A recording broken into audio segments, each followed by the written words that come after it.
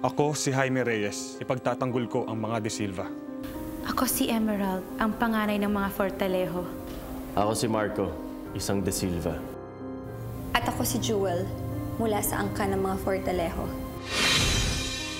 Isang pag-ibig ang magiging dahilan ng isang digmaan. Hindi pwede! Hindi negosyo ang buhay ko! Hindi niyo ako katulad! Once sa Portalejo, always sa Portalejo! Magpapakasal ka kay Alicia De Silva! Traitores! Saan sinumano? Romano! Hiniya mong pamilya ko ang anak ko! Dalawang angkan magkalaban sa kayamanan, sisirain ng lihim ng nakaraan. Iganti ko si Ernesto.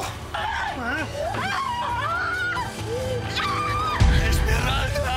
Isinusumpa ko sa oras na ito, wala nang De Silva na makakalapit ni sa anino ng isang Portalejo. Mula noon, hindi na nagkaroon ng katahimikan sa Paso de Blas dahil sa awayan ng mga De Silva at Fortalejo. Delikado ang lugar na to para sa mga babaeng Fortalejo. Bakit? Nasaan ba tayo? Sa lupain ng mga De Silva. Tita Margarita, tumawag po kasi ako kasi gusto ko pong itanong kung nakarating na po pa dyan si Ate Emerald. Isa siyang Portalejo. Hindi mo dapat dinala yung babae niyan dito, Marco. Baka nakakalimutan mo. Mga magulang niya ang dahilan ng pagkamatay ng papangot ni Alicia. Importante po mahanap ko po si ate. Hindi po ako titigil hanggat hindi ko po siya nahahanap. Hinahanap ko po si Sir Marco De Silva. Ako po si Jewel, asawa po niya. Hango sa #1 best-selling series na bumago sa kasaysayan ng Pinoy romance pocketbooks. Inihahandog ng ABS-CBN ang isang engranding teleserye. Sino sila? Siya si Jewel at saka si Jaime yan.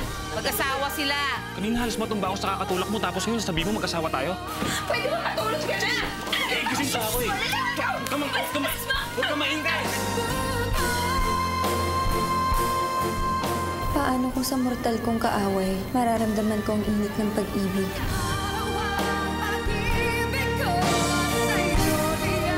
Magpapadarang ba ako sa apoy ng kanyang pagmamahal? Kahit kailan hindi ko tatalikuran ng mga responsibilidad ko bilang isang De Silva. Hindi ko kakalimutan na si Emerald ang alas ko laban sa mga Fortalejo. Ang iniisip mo, yung sarili mo, wala kang pakiramdam, wala kang puso. Ang sama-sama mo! Si ate, hawak siya ni Marco De Silva. Nandito po ko sa asyenda nila. Papa, ang dalawang apo nyo nasa poder ng mga De Silva. Nasa panganib sila. Ano ang mas mananaig?